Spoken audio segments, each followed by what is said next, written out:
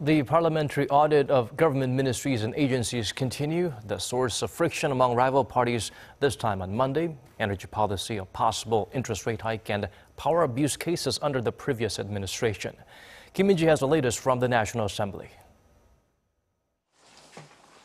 The debate is far from over. Under the microscope at the Industry Committee was the state-run Korea Electric Power Corporation, where rival parties clashed over the administration's decision, based on a public opinion survey, to resume construction of new nuclear reactors, as well as President Moon's continued pursuit of nuclear-free energy policies. Opposition parties called on the administration to take responsibility for causing confusion by temporarily suspending the reactor's construction, as well as the financial losses caused by the delay.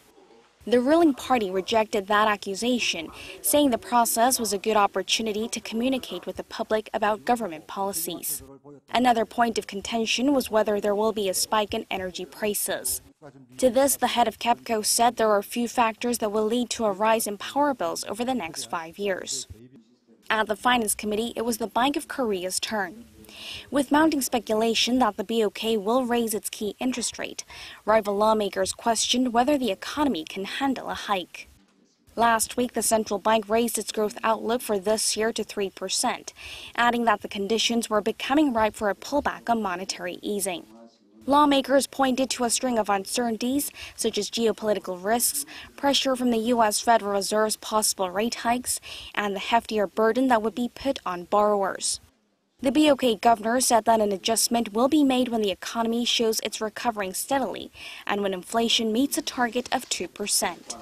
He also brushed off concerns over an outflow of foreign capital, even if the U.S. were to adopt rates higher than Korea's, adding that a 0.25 percentage point hike locally would not cause shock to the financial market.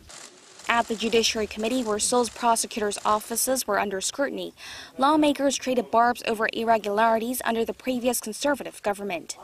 Issues up for debate included whether the intelligence agency under the previous conservative government meddled in politics, as well as the power abuse scandal that led to the impeachment of former President Park Geun-hye.